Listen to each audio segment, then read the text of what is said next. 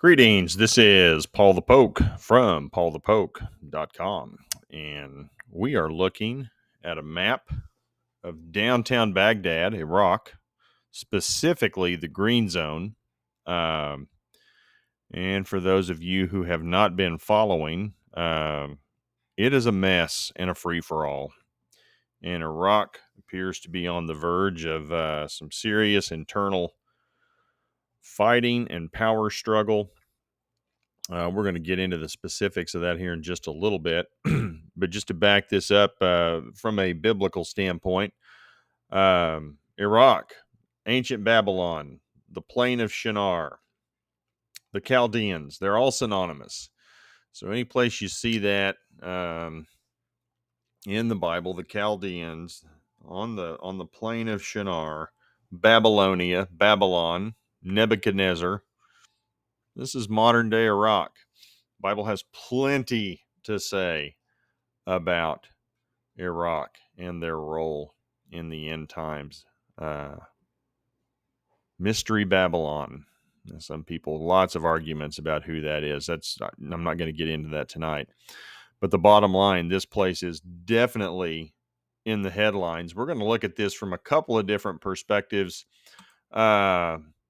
Al Jazeera, Iraq protests live. So they got like a live rolling update. Powerful Iraqi leader, Muqtada al-Sadr, he is a Shia Muslim. This will be important to understand all of this. Is on a hunger strike until the use of force by security units against his followers stops. Well, I don't know how they're going to figure out who's fighting who, but they're all fighting. Al-Sadr announced he's quitting political life for good and closing his political offices, a move that has prompted protests by supporters and led to deadly violence. And they're all in the green zone. As of now, up to 20 people have been killed. This was as of about, a half an hour ago. Kuwait is urging citizens to leave Iraq. We're going to skip that one. Iran has closed its land border with Iraq, which now this is what's interesting. The Iranians are primarily Shia Muslims. The majority of the people in Iraq are Shia, although historically the Sunnis have been the ruling class, but we have some Shia trying to take control of that now. Al-Sadr, again, was a significant Shia leader. And, so the big question is, well, who's fighting who? And right now it appears to be a Shia power struggle. It's a power grab. So you got a lot of Shia infighting and a lot of different groups trying to just grab control of power as best as, just me looking at it from the outside, looking in. We got some photos here. They're going to try to break down the concrete barriers of the green zone. This little guy right here, you're going to see his picture a lot. This seems to be like the picture of the situation. They raided al-Sadr supporters. Supporters went into government offices, presidential palace, and this is how you celebrate. Charge the government headquarters and jump into the swimming pool. Everybody's having a good time. So we're swimming by day. We're fighting by day. Tonight is a mess. There was a curfew throughout the country. Fighting has spread throughout Iraq. I mean, a lot of the main action is in the green zone. It's being dubbed as a battlefield. And that's pretty much Al Jazeera's, opinion, is a struggle for power, not ideology. And it's just me looking at it from that standpoint. Most of these folks are Shia, as I understand it. The fight that's now taking place between these different sides is not a struggle that's going to lead to any type of improvement for the general population. It's just a struggle for power and control, and access to resources has nothing to do with ideology or reform. And resources, let's be very specific. We're talking about oil. Iraq has a ton of oil. Somebody wants to profit and control that oil, plain and simple. To me, the short answer would be Iran, and they'll be working with the fine folks in Russia, and that kind of fits their plan to control resources for distribution of energy throughout that region of the world.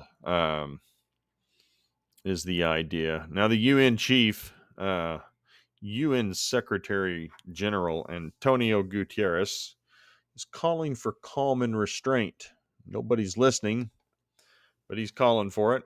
Urges all relevant actors to take immediate steps to de-escalate the situation and avoid any violence. Got a tweet out on this. And again, al-Sadr is announcing a hunger strike till his people are safe and they quit firing on them and being attacked. We got shells being fired inside the green zone, RPGs, machine guns, missiles, Katyusha rockets are being fired from the inside. We got people with sticks and rocks throwing things at each other. Clash with supporters of the coordination framework, a group of Shia parties. I mean, that's just it. It's a group of Shia parties. And that's Al Jazeera. Let's take a look at Middle East Eye. And again, they have a live feed. They're a little bit behind on the number killed. We'll look at some just different pictures from 3 minutes ago. They're putting up supporters of Iraqi Shia cleric Muqtada al-Sadr drag a trash bin to use as cover. Protesters gather outside on the balcony. Iraqi security vehicles. Again, Kuwait urges citizens to leave. There's my man again. He's all over the press. Civilians caught up in fighting. If you want to see something crazy, go to Twitter. Just keyword Baghdad and just pull up latest. And you can watch video after video of people taking little 15-second, 45-second videos of what's going on. And it's craziness. Absolute craziness. Trouble in the south. This is down toward Basra, I believe. Yeah, in Basra as well. This is down south in Iraq. So you can see these things are taking place from Baghdad down to Basra. It's happening up and down the Tigris and Euphrates rivers, highways, etc. And you go looking through some of these roads. All these towns are just mentioned in up and down in the Bible. It's like history's repeating itself. Again, more pictures in Basra, that's down south, in the green zone, in Iraq, all throughout Baghdad. Tigris River runs through Baghdad. Get you a little bit of perspective. The green zone's right smack in the center. This is kind of interesting to watch. 2 unguided rockets were launched at the U.S. Embassy in Baghdad. The C-RAM air defense system of the United States Marine Corps knocked them out of the air. This is pretty wild to watch this happen. It's going to start over, but that's like a anti-missile defense system. Cleaned it, picked it right out of the air and blew it up. You can see multiple videos of this thing in action. Again, on Twitter. Now, this is fascinating. We have unconfirmed reports by other news sources saying that the United States Embassy employees have been evacuated from the green zone by helicopter. And I'll run this video again.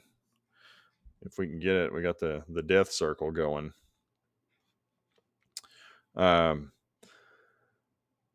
Now, you have different news sources saying, we've pulled our people out of the United States Embassy in the green zone. You go to the Twitter feed from the U.S. Embassy in Iraq. Nothing's been posted for about 4 or 5 days. I guess we're not going to get this video. Anyhow, it's a helicopter taking off the roof with a bunch of U.S. Personnel in it, and they're leaving. That's what's going on. Our press is just AWOL. They're not paying any attention to this. Our government is saying nothing, like nothing's going on. Kind of like the mess we saw in Afghanistan. I've reached out to Checkmate. He's got a post up on ValorTube. Baghdad in chaos again. Prime Minister Maliki is rumored, emphasis, rumored to be fleeing the country. Rumor only. Curfew is in effect, not going well from what he's hearing going on the ground. FBI agent in charge. Energy prices are spiking across Europe as a result of this. Lots going on, little time. We'll try to make up soon, and I'm sure he will. I'll catch up with him. We may put something together later at some point. Very fluid situation taking place in Baghdad. It's a big deal, and because of the oil, who's going to control the oil? Who's going to profit from it? And then we pivot from Babylon, plain of Shinar, the Chaldeans, to Ezekiel 38:39, where we have Russia, who will lead, Iran, Turkey, and friends, proxies, Libya, arguably the Sudan or Ethiopia. They're going to have a finger in all this. All this stuff is interconnected. Ezekiel 38:39, Iran, Russia use own currencies for trade. Now, typically, these two countries have been using the dollar. U.S. dollar is a reserve currency. Well, you got Russia, along with China, putting together a basket of currencies. The BRICS, the BRIC company, Brazil, Russia, India, China, South Africa, Saudi Arabia, and India have also signaled moving away from the U.S. dollar. And again, that's a basket of currency. So when they're starting to make trade with oil, gas, they're paying in rubles, or they're paying in yuan, the Chinese currency. Russia has its mirror payment system. That would be this blue credit card right here. That's their answer to MasterCard and Visa in Russia. And that's set up by Russia Central Bank's mirror system. And Iran and Russia have been working toward using their own currencies for business relations for some time, wanting to ditch the dollar. And the concern gets to be, as enough people do this, what's going to happen? Tehran Stock Exchange launched the rial ruble trading.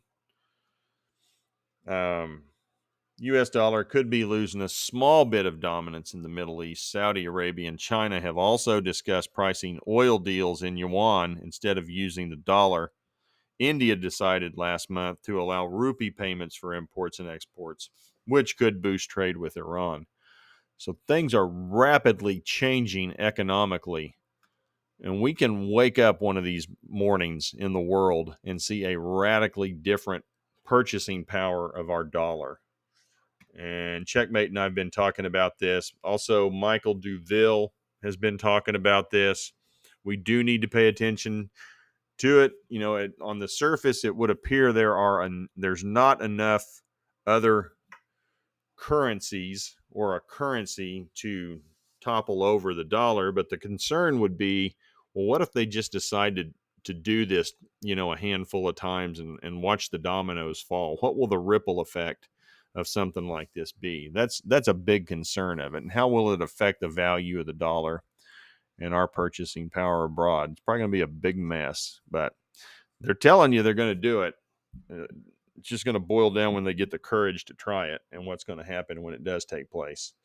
They being Iran, Russia, China, Brazil, the BRICS countries. You're going to be hearing more about this. Brazil, Russia, India, China, South Africa.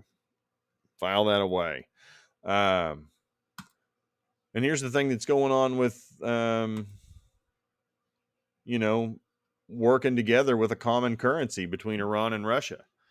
This is footage from Iran, large-scale 2-day drone exercise. Here we are, some Iranian propaganda. If you guys want the music, you can listen to it. I'm going to spare you from it. But they've just concluded a 2-day event, and they've got all these drones they've been building, been keeping them underground. They've been testing them. And they have the ability, they say, to do all kinds of damage. They will launch missiles from these drones. You can get a little flavor what kind of drones they have.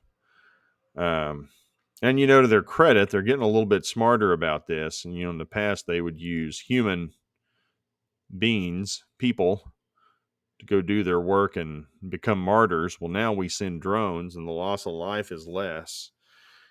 And we remote control and launch missiles from these drones. That's not to say they're still not committed to being martyred for the sake of their 72 virgins. Now, they still have people sign up for that, but I think they'll use those for more special occasions when they can fly a drone. But at any rate, this is recently concluded, and these drones are being sold from Iran to Russia. I read another article tonight saying we're having some malfunctions, working out some technical difficulties.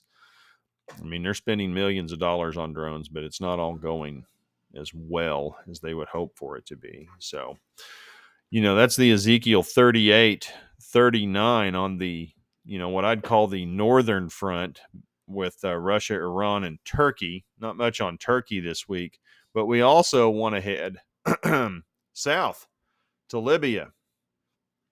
And the Ezekiel prophecy talks about ancient Put, or Libya. 32 killed in Libya's Tripoli as fears grow of a wider war.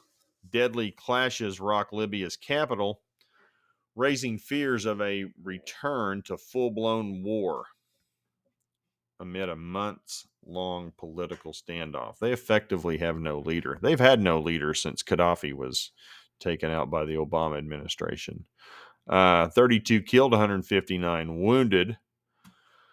Deadly clashes between rival armed groups erupt in Libyan capital. This is mostly urban warfare. Civilians in crossfire as shifting alliances spark Libya violence. Gaddafi's widow appeals Malta court ruling to send funds to Libya. A comedian was killed, it says. So here it is. Yeah, I found it. Who controls what in Libya? Deadly clashes have rocked Tripoli, raising fears of a return to civil war. Libya has two governments claiming power: the UN-recognized government based in Tripoli and the Eastern-based parliament backed by military strongman Khalifa Haftar. Haftar's been in and out of Russia, and I think Russia's been in there since 2015, 2016, somewhere in there. And again, the UN recognizes this group, and the yellow group is essentially, I want to say, Eastern-based parliament backed by military strongman Khalifa Haftar. I want to say he has Russian support. Or again, he's been in and out of Russia. So imagine that. Russia's in Libya, for the record, is the largest producer of oil and gas in Africa, which makes sense why Russia is trying to get their hands on it. Russia wants to control the flow of energy, oil, natural gas to Europe. And he's in the driver's seat right now. Don't kid yourself. And where there is lots of oil and gas, Russia is. That's where Putin's going. Not tricky. So we want to keep our eyes on that. And again, that's the Southern Coalition, along with Sudan, who's going to join Russia at some point in the future in their invasion of Israel, according to Ezekiel 38 and 39. Going to transfer from there. We're going to go to the Yangtze River in China. It's going dry. One of the strongest heat waves in, over 100 years is gripping China. The Yangtze River, I think, is the third largest river in the world. And you can see it's not doing real well. The bed is dry or drying. Here's some more pictures. It's a big deal for a variety of reasons. One, they're shipping commerce up and down this river. Hydropower, electrical power. Without the water, they don't have the ability to create electricity with some of these power plants. And crops are going to be affected. No water, no crops. Going to impact food resources for almost 2 billion people in China. So again, we got all kinds of environmental things going on that are affecting crops, food resources, food security, already under strain because of what's taken place with Russia and Ukraine. You got countries hanging on to their own produce and their own grains for food security for their people. And then we have all kinds of drought and floods that are affecting crops. Either they can't grow crops, or in the case of Pakistan, they have too much water and have flooded out crops. But the bottom line is you're going to have a whole bunch of people in the near term, within a growing season. Food security is going to be a major issue, and this is just getting started. Not on this, but we also have discussions about not having enough fertilizer. You got the European Union declaring war on nitrogen. Canada's declared war on nitrogen, going to affect fertilizer utilization for crops. Also, with the sky-high price of natural gas, ammonia production, again, for fertilizer for crops being affected. So, we got all these environmental things taking place with floods and drought affecting the growth of crops. We don't have the fertilizer we used to have on the crops. We're just not going to have as much food.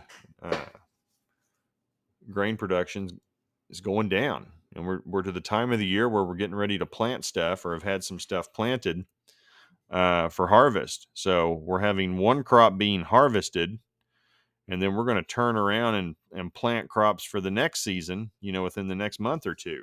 So this couldn't hit at a worse time, because we can't, globally, we can't harvest the crops that have been planted for last year. And then looking forward to next year's crop, we're having difficulties getting in there and planting crops for food. So it's couldn't have hit at a worse time from a variety of reasons. And we're going to close with this. This happened over the weekend in Indiana, and this is from The Hill. Those of you not familiar with The Hill, DC publication that leans to the left, and this is serious when these lefties are looking at making some modifications in the department. You have the Biden Department of Transportation wanting to make some changes, declares regional emergency following BP refinery fire in Indiana. Department of Transportation declared a regional energy emergency for 4 Midwestern states after a fire at an oil refinery in Indiana forced the facility to shut down. And this is a big deal because transportation of gas, diesel, and jet fuel for Illinois, Indiana, Michigan, and Wisconsin. And I want to say that this plant is responsible for 20 to 25% of the fuel in these 4 states. Drivers are required to take a 10-hour break when moving emergency relief efforts. They're waiving this due to the fire that happened in Whiting, Indiana, due to an electrical fire. Fire was extinguished. Company said it was deciding when the affected units would restart. No injuries. Refinery handles more than 430,000 barrels a day. Again, 20 to 25% of the refined gas, diesel, and jet fuel that the 4 states collectively use. It's located on Lake Michigan, near the state's border with Illinois. So that's kind of close to Gary, Indiana, Whiting, Indiana. You guys have been through there. You know where we're talking about, right there on the southern shore of Lake Michigan. Michigan Governor Gretchen Whitmer, she's got a D behind her name. This has to crush these people, but they get it. We want people with fuel so life can move forward. Accelerates the transition to the fall fuel supply and takes advantage of existing stocks of fuel. Widespread across our region, I'm taking proactive steps to help Michiganders get the fuel they need to drive their cars and help businesses keep their products moving. Freeing up more gas supply and removing any impediments to gas delivery to cut down wait times in stations. This is serious when you got some folks on the left doing this kind of stuff. Order takes effect and will last as long as emergency continues or end on the day of September 15th, which is ever first. So So you folks in the upper Midwest, Wisconsin, Michigan, Illinois, Indiana, your gas prices are going up. Bank on it. So lots of stuff happening. Lots of stuff happening. And again, do not touch the oil and gas. I'm thinking of Revelation 6. Hyperinflation is one of the hallmarks prior to the onset of the tribulation. Again, I'm of the opinion the tribulation has not started. We're not in the 7-year period. I think we're somewhere between Revelation 3 and 4. I don't think the white rider or the rider on the white horse has been revealed yet. I don't know who it is, but I don't think nobody's out there. There's no person out there championing peace on a global scale, except for the leader of the UN. He's calling for calm and restraint, but he doesn't have any kind of juice. Nobody takes him seriously or willing to listen to him. But somebody's going to come out there in the name of peace, and I'm not even saying it's the Antichrist, but we need somebody to kind of step forth and make that claim. I don't think that's going to happen prophetically until there's a resurrection rapture. I could be wrong about that, but that's my take on it. So at any rate, a lot going on with our planet. Do keep track. We'll keep you posted here at PaulthePoke.com. Appreciate you guys following along. Take care. Bye.